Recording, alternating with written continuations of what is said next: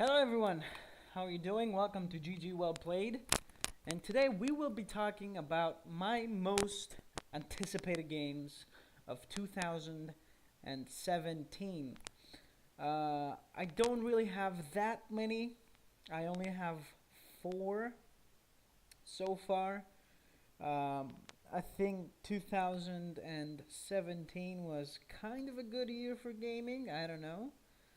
Um, thus far at least. I don't know about the rest.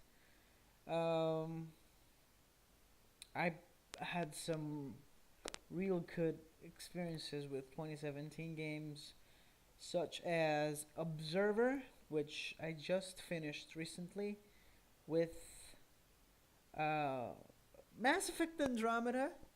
I know that a lot of you will gonna burn me to the stake, but I actually kind of liked Mass Effect Andromeda. I know it was nowhere near the old ones, but it was all good fun. And surprisingly, I didn't really have any game breaking bugs. However, 2017 is still kind of young. Well, actually, it isn't. There's a couple of months left before it's over.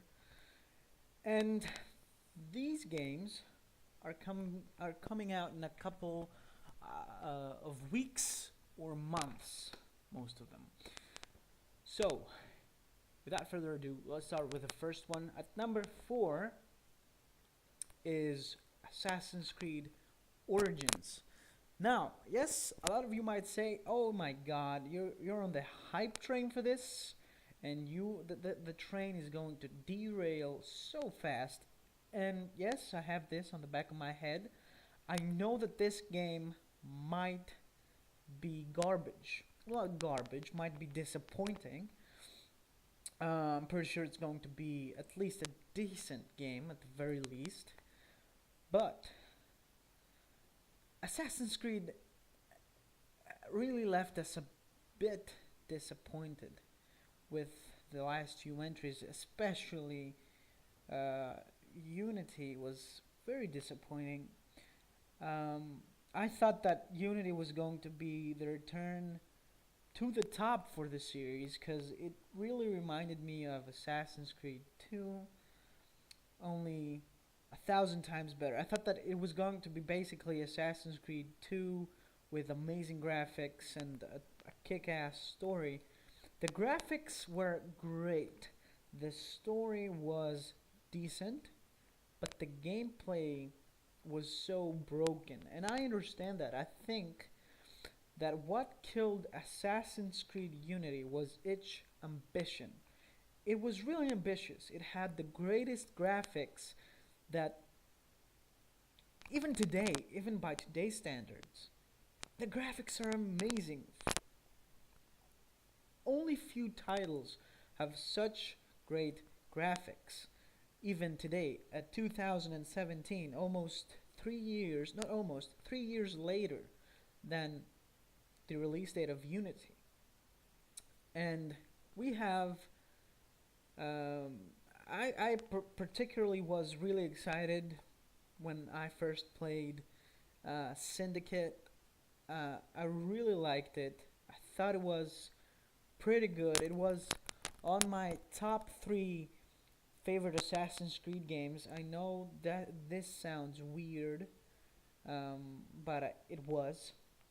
I didn't really like Black Flag, even though a lot of people claim that it's, close to being perfect, that it's close to Assassin's Creed 2. I didn't like it. I honestly, I'm not into pirates, not into driving a ship, not into any kind of stuff like that. Now, Assassin's Creed Origins, why am I looking forward to it?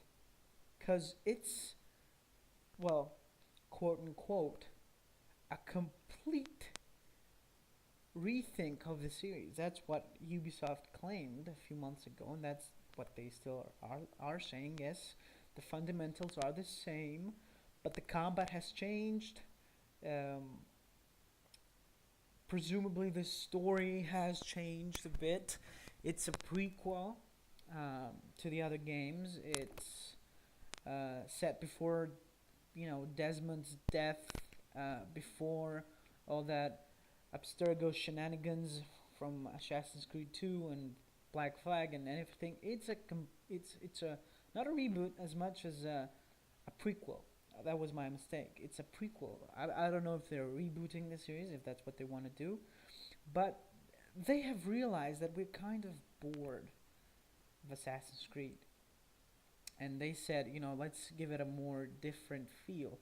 The combat is pretty close to Witcher's combat. It's more of an RPG, kind of combat. You have um, to be tactile. You don't have to just button mash and wait for a prompt to just, you know, counterattack and one hit kill the other guy.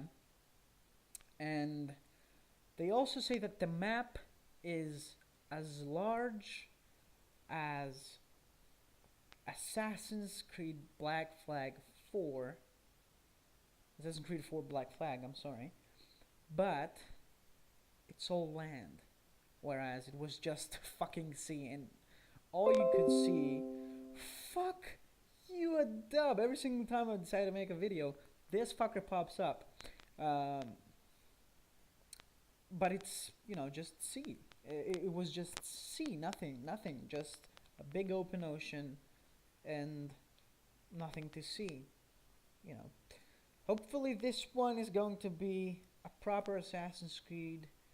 The graphics aren't that good. I didn't like them. However, I'm starting to like them. I think they're getting better over the passing days, and I hope that it's going to be a good game. It's going to come out October 27th, and I have not yet pre-ordered it, and I'm not sure I will pre-order it. Actually, I'm going to wait for a few reviews to surface, and then I am going to decide whether if I'm going to buy it or not. Now, at number 3, we have Call of Duty World War II. Yes, I know you might say, oh my god, he is a casual fucker. He likes his Assassin's Creed, he likes his Call of Duty. Well, no, I'm not. I hate Call of Duty. Actually, I feel like Activision is the most lazy company out there. Well, not lazy. They just want to profit out of a single series. They have no other well-established games, just Call of Duty. They tried to make a few Bond games, and they made Deadpool, but nothing like solid like Call of Duty. And I feel like they've been slouching over the last Call of Duties. They just, said, okay, we're going to make, sci-fi warfare or whatever that was, those crappy few Call of Duties, Infinity Warfare and Advanced Warfare, where there were fucking robots and stuff like that. I have never bought a Call of Duty game. I played World at War, and I have played Call of Duty 4 and Modern Warfare 3 because my uncle owns them on his PS3, and I used to play them just for laughs. However, this one, open beta came out a few days ago, and I said, fuck it, I'll give it a try. It was I had such an amazing time. The beta opened on Friday, and it was till Monday, I think, and I just fell in love with it. I locked myself in the house during that weekend, and all I did was playing Call of Duty World War II. It was so much fun. It The graphics were amazing. It performed surprisingly good for a beta. I didn't really run into any problems whatsoever. Except for the occasional server has timed out thingy, which was understandable because the servers are still under work and they are, unstable and stuff. It's a beta after all. I hope. I'm sure that everything's going to be fixed by then. Am I pre-ordering it? No, I'm not. I'm going to buy it, yes, but I'm not going to pre-order it because simply I get no motivation in my country. The only pre-order bonuses you get is just some division unlocks and just a few upgrade tokens, and that's it. Now, campaign wise, I'm a big story guy. I really like playing single player, offline single player games more than I like playing, you know, freaking multiplayer games. I I want to just get fully immersed into the world and by the story and by the characters. I think it's going to have a decent story. It's taken a page out of BF1's book, and I feel like this is going to be a good Call of Duty. I think it's going to return. Call of Duty is coming back, unless they fuck it up, and I'm sure that at some point they will. I'm pretty sure that they're gonna have a Snoop Dogg announcer pack or whatever. That's gonna cost $20, and that's gonna be a huge start off for me. So far, I'm pretty excited about it, but nothing, you know, it's not going to make me pre-order the game. Now, uh, next is The Evil Within 2. Oh my god, The Evil Within 1 was one of my most favorite games. Alright, back when it came out, 2014. I didn't really play it back then. I picked it up and, left it around chapter 4 because I didn't like the letterbox. It was performing poorly on my pretty old HD 6670 GPU, and never gave it really a chance to pull me into its story. But a few months ago, I said, you know what, I got a new system now, so why not just give the Evil Within 1 a try? Because I saw the Evil Within 2 trailer and it blew me away. And boy, this game is hugely underrated. I think it's one of the most underrated games out there. A lot of people criticize it for being tedious and not having a good enough story with a lot of plot holes, and it's pretty much non-existent. The story is so fascinating and so deep that blew my socks away. I had to watch all these videos on YouTube after I ended the game just to confirm my theories, and I was mostly right. So basically, what I liked, what I didn't like actually, because I think that if I start naming the things I liked in The Evil Within 1, the video is gonna be 30 hours long. But what I didn't like about The Evil Within 1 was its letterbox. I didn't like the fact that the protagonist was so disconnected from the environment. The such gruesome things taking place right in front of him, and he was like, "We gotta get out of this place. Something's not right about it." Yeah, a fucking 10-foot giant just stomped your best friend and partner, and you think that something's not quite right with this place? Fuck me, okay? So I think that they have fixed it in The Evil Within 2. There's a new voice actor and judging, and they have made him react to all those things happening around him. Yes, he's a Clint Eastwood kind of guy who talks like he has shoved a bunch of razors down his throat. But still, it's better than The Evil Within 1. I'm not going to pre-order this one either. I wanted to, but I'm not sure. I'm going to definitely buy it, but I'm not going to pre-order it just yet. I just want to see how it's going to turn out. Now, from what I'm hearing, it's going to be slightly less linear than the last one. It's going to have a semi-open world. It's going to be a sandbox pretty much, and it's going to have side quests on top of the main plot, customization trees, crafting tools.